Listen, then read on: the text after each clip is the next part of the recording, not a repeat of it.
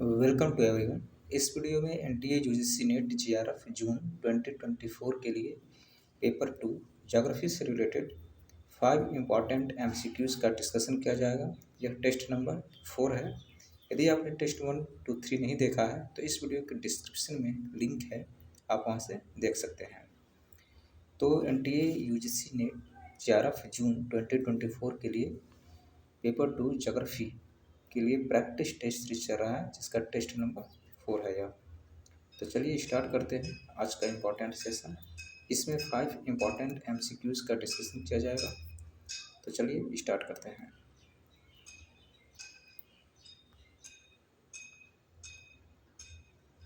तो देखिए question number 1 है, निम्नलिखित परिवहन ग्राफ से बीटा इंडेक्स का परिकलन कीजिए। तो यहाँ पे देखिए ग्राफ दिया गया है और इसमें बीटा इंडेक्स को बताना है। तो देखिए बीटा इंडेक्स का जो फॉर्मूला होता है वो E/V। बीटा इंडेक्स का जो फॉर्मूला होता है वो E/V होता है। E यानी कि एजेज और V यानी कि वर्टिसेस। तो जहाँ पर दो एजेज मिलते हैं उसको वर्टिसेस कहते हैं, नोड्स कहते हैं। तो सबसे पहले यहाँ पर काउंट कर लेते हैं कि एजेज कितने हैं और वर्टिसेस कितने हैं। तो देखिए इसमें एजेज जो हैं 1 हो गया,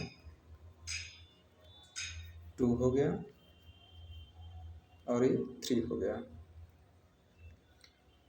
एक एज ये है 4, 5, 6, 7, 8, 9, 10 और ये 11 और ये हो गया 12। तो एजेस कितने हो गए? 12 हो गए। उसी तरीके से वर्टिसेस काउंट कर लेते हैं। देखिए 1, 2, 3, 4, 5 और 6। तो वर्टिसेस कितने हो गए? 6। तो अब इसको फार्मूला में हम रखेंगे। तो बीटा का इंडेक्स का जो फार्मूला होता है वो E/V होता है। तो E का वैल्यू कितना है? 12/6। तो इसका आंसर आ जाएगा 2। तो देखिए इस क्वेश्चन का सही आंसर होगा ऑप्शन C 2। बीटा इंडेक्स कितना होगा? 2। इस क्वेश्चन की व्याख्या देख लेते हैं। तो देखिए बीटा इंडेक्स ये मेजर करता है कनेक्टिविटी, रोड कनेक्टिविटी को, जिसमें नंबर ऑफ यह जो होता है नंबर ऑफ एजेज और नंबर ऑफ नोड्स का क्या होता है? रेशियो होता है। ई इंडिकेट करता है एजेज को और वी जो इंडिकेट करता है वर्टिसेस यानी कि नोड्स को। बीटा इंडेक्स यह बताता है कि greater the value of beta, यानी कि बीटा का वैल्यू जितना ज़्यादा होगा कनेक्टिविटी उतनी ही अच्छी होगी।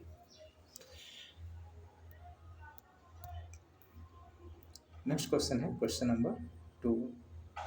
तो देखिए क्वेश्चन नंबर 2 है, रेड इंडियन अथवा अमेरिकन इंडियन निम्न में से किस प्रजाति के हैं? ऑप्शन ए है कॉकेसैट प्रजाति, ऑप्शन बी है मंगोलैड प्रजाति, ऑप्शन सी है ऑस्ट्रेलैड प्रजाति और ऑप्शन डी है नेग्रिटो प्रजाति। इस क्वेश्चन में बताना है कि रेड इंडियन अथवा अमेरिकन इंडियन दिए गए ऑप्शन में से किस प्रजाति से संबंधित हैं। तो इस क्वेश्चन का सही आंसर होगा ऑप्शन बी मंगोलैड प्रजाति। रेड इंडियन अथवा अमेरिकन इंडियन मंगोलैड प्रजाति से संबंधित हैं। इस क्वेश्चन की व्याख्या देख लेते हैं।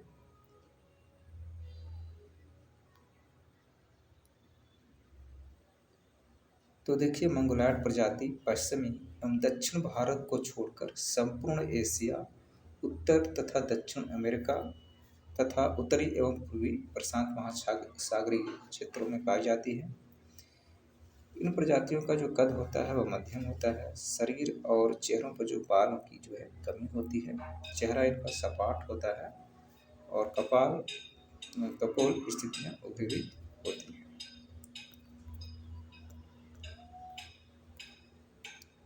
क्वेश्चन नंबर 3 है,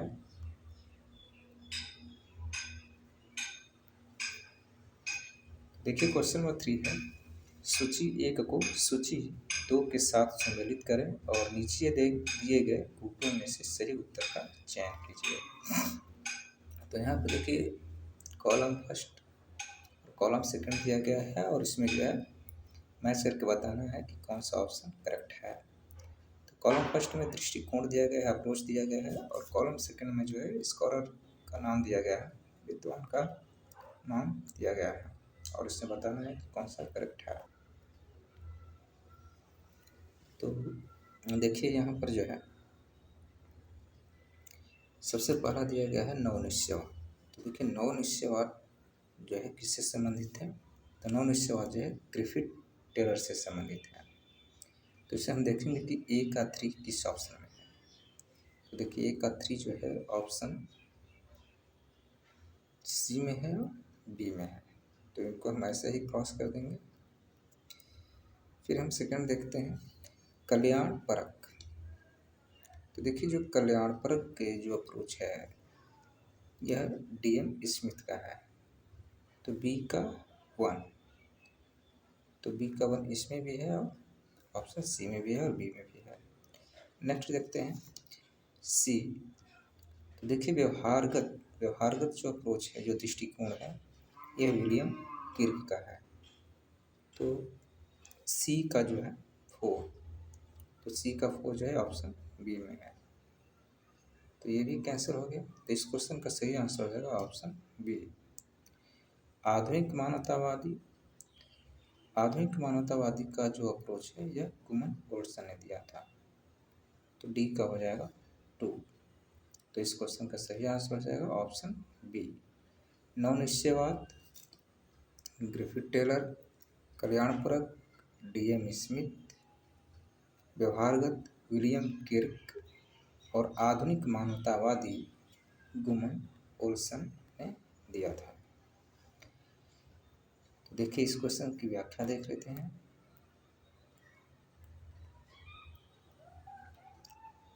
तो देखिए नवनिश्चयवाद ग्रिफिथ टेलर, कल्याणपरक DM स्मिथ, व्यवहारगत विलियम किर्क और आधुनिक मानवतावादी गुमन ओल्सन से संबंधित है। नेक्स्ट क्वेश्चन है क्वेश्चन नंबर 4।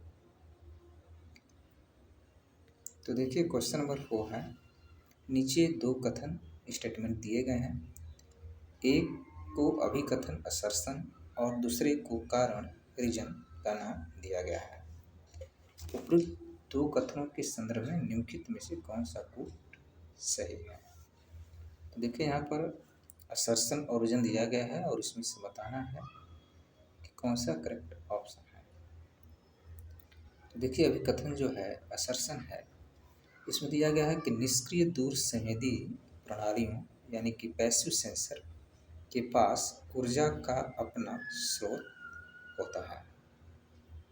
यानी कि स्टेटमेंट जो ये है उसमें ये बताया गया है कि जो पैसिव सेंसर होते हैं उनके पास स्वयं का एनर्जी सोर्सेस होता है, ऊर्जा स्रोत होता है। और जो रीजन दिया गया है सक्रिय दूर संवेदी प्रणालियाँ यानी कि एक्टिव सेंसर सौर ऊर्जा पर निर्भर करती है। जो एक्टिव सेंसर होते हैं वो सोलर रेडिएशन पर डिपेंड करते हैं। तो इसमें बताना है कि कौन सा ऑप्शन करेक्ट है। तो देखिए इस क्वेश्चन का जो आंसर होगा वो ऑप्शन डी होगा। दोनों स्टेटमेंट जो है गलत है, इनकरेक्ट है। क्यों? क्योंकि जो निष्क्रिय दूर संवेदी जो प्रणालियाँ होती हैं, जो पैसिव सेंसर होता है, इनके पास स्वयं का ऊर्जा स्रोत नहीं होता है। जबकि स्टेटमेंट में क्या दिया है कि अपना स्रोत होता है। तो जो पैसिव सेंसर होते हैं इनके पास स्वयं का एनर्जी सोर्सेस नहीं होता है। उसी तरीके से दिया गया है जो रीजन वो सक्रिय दूर संवेदन प्रणालियाँ एक्टिव सेंसर सब ऊर्जा पर निर्भर करती हैं। यह भी स्टेटमेंट गलत है क्योंकि एक्टिव सेंसर के पास स्वयं का एनर्जी सोर्सेस होता है। तो इसलिए दोनों स्टेटमेंट जो है गलत हैं। तो इस क्वेश्चन का सही आंसर हो जाएगा ऑप्शन डी।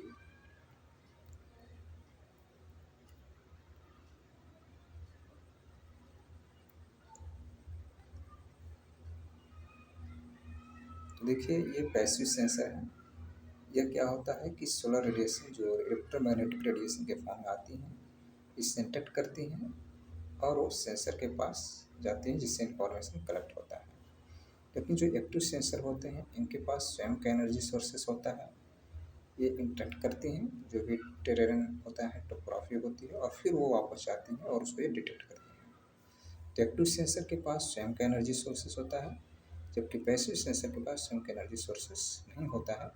वो इलेक्ट्रोमैग्नेटिक रेडिएशंस के ऊपर डिपेंड करती है पैसिव सेंसर। तो एक्टिव और पैसिव सेंसर में ये बेसिक डिफरेंसेस हैं। क्वेश्चन नंबर 5 है और इस सेशन का लास्ट क्वेश्चन है। तो देखिए क्वेश्चन नंबर 5 है, सूची 1 को सूची 2 से सुमेलित कीजिए। तो देखिए कॉलम फर्स्ट में वाटरफॉल दिया गया है और कॉलम सेकंड में जो है नदी का नाम दिया गया है, और इसमें बताना है कि जो जलप्रपात हैं वो किस नदी से संबंधित हैं और इनको मैच करके करेक्ट ऑप्शन बताना है। तो देखिए जोग जो जलप्रपात है, जोग वाटरफॉल,